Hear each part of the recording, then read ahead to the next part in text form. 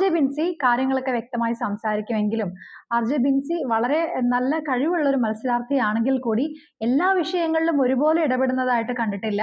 മാത്രമല്ല ഒരു രണ്ട് വശത്തുമായിട്ട് വളരെ ന്യൂട്രൽ ആയിട്ട് നിൽക്കുന്നത് പോലെ, അതായത് ഗെയിം അറിയാതെ പോയൊരു മത്സരാർത്ഥിയാണെന്ന് എന്താണെങ്കിലും കരുതുന്നില്ല.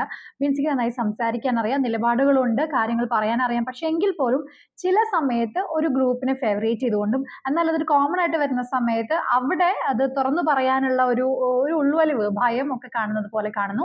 എന്താണെങ്കിലും കണ്ടസ്റ്റൻസിന്റെ രീതികളൊക്കെ മാറിയും മറിഞ്ഞൊക്കെ വരും. ഓരോ വിഷയത്തിൽ ഇടപെടുമ്പോൾ അവരുടെ ആശയങ്ങൾ മാറിയും മറിഞ്ഞു വരാം. ആർജെ ബിൻസി എന്തായാലും വളരെ ടാലന്റ് ഉള്ള ഒരു കണ്ടസ്റ്റന്റ് തന്നെയാണ്. റെന ഫാത്തിമ തന്റെ പ്രായത്തേക്കാൾ കവിഞ്ഞ നല്ല മെച്യൂരിറ്റിയോട് കൂടിയുള്ള സംസാരം, ആശയങ്ങൾ അതാത് രീതിയിൽ കൺവേ ചെയ്യാൻ പറ്റുന്ന ഒരു മത്സരാർത്ഥിയായിരുന്നു. പക്ഷെ 2-3 പേര് ഒന്ന് സ്ട്രോങ് ആയിട്ട് വന്ന് രണ്യയോട് ഒപ്പോസ് ചെയ്യുമ്പോൾ തന്റെ കാര്യങ്ങൾ വീക്കായി പോകുന്നതും കണ്ടു. പക്ഷെ എത്രയൊക്കെ പ്രായപരിധി നിങ്ങൾ നോക്കണ്ട, ഞാനൊരു കുട്ടിയാണെന്ന് കരുതണ്ട എന്നൊക്കെ രഞ്ജിത്ത് ചേട്ടൻ ഉൾപ്പെടെയുള്ളവരോട് പറഞ്ഞാലും ആ ഒരു ചൈൽഡിഷ് ഫാക്ടർ അത് പുറത്തു വരുന്നുണ്ടെന്നുള്ളതാണ്. കുറച്ച് ക്യൂട്ടാണ് എങ്കിലും ചില സ്ഥലങ്ങളിലൊക്കെ രനയ്ക്ക് ഒരു പരിധിയുണ്ട് എന്നുള്ളത് മനസ്സിലാക്കുകയാണ്.